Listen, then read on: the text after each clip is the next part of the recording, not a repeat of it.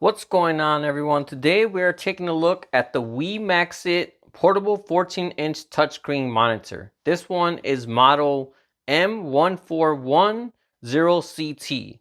Looking at the specs, this has a 14-inch 1080p IPS screen, a 10-point capacitive multi-touch touchscreen, built-in stereo speakers, plug and play with no drivers needed with Windows 10 and up, a built-in kickstand, and is ultra lightweight, weighing only 1.29 pounds.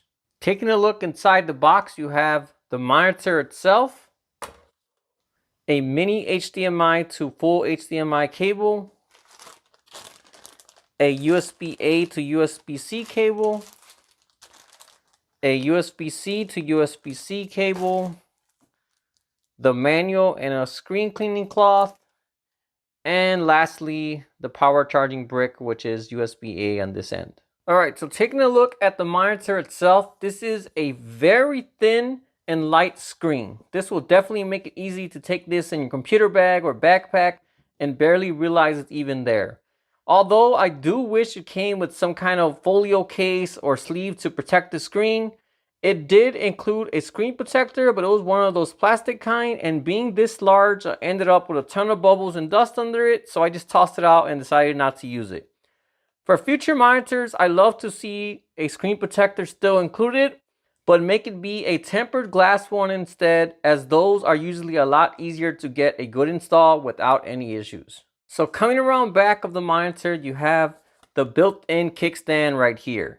It folds up and out of the way when not in use, and then when you want to use the monitor, you just flip it out, and just like that, your monitor can now support itself. This stand can be used to support the monitor in both horizontal or vertical position.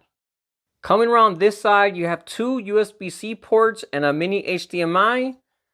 And then on the other side, you have your headphone port and a wheel and exit button to use for monitor settings. Unfortunately, this monitor does not have a built-in battery, but you can either use it on its own and have it draw power from your laptop, or connect a power bank to one of the USB-C ports and have it take power from there as well. In my opinion, if you plan to use this for a few hours, it'll usually be best to use it with an external power bank. Otherwise, your laptop battery is going to drain a lot faster than it usually does. You can use this monitor through HDMI, but with the computer, the best and most convenient way would be through the USB-C port. When using the USB-C port, you'll get power, video, audio, and touchscreen capabilities all through the same single connection, whereas HDMI would only send audio and video. Keep in mind, the touchscreen function is not compatible with Mac computers due to restrictions they have, but is compatible with any Windows computer that has Windows 10 and up and does not require any additional drivers. Just plug it in and automatically everything will be detected and set up. Alright, so I went ahead and connected it to my laptop, and it's definitely a nice and bright monitor, and being an IPS screen, it also has great viewing angles as well. It doesn't have as much contrast and pop as my 14-inch MacBook Pro does, but that computer has one of the best laptop monitors on the market, so in general it's very hard for any screen to compete with it. As you can see, the touchscreen and gestures also work well without any issues. As I previously mentioned, there's no setup or anything to install. You just plug it in and it works. Alright, so let me go ahead and throw on this video so we can see how the video quality looks on this monitor as well.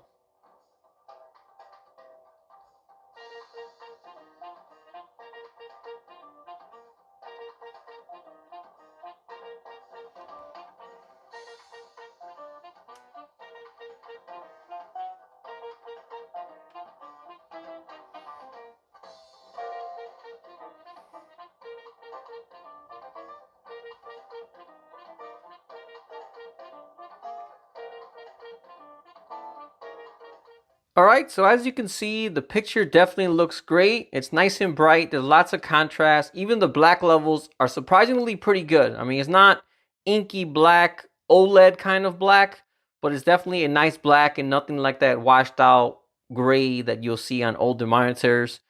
For video purposes, I'm definitely happy with this monitor so far. If you are a Nintendo Switch user and use portable monitors, chances are you probably know that not any portable monitor works with the Switch.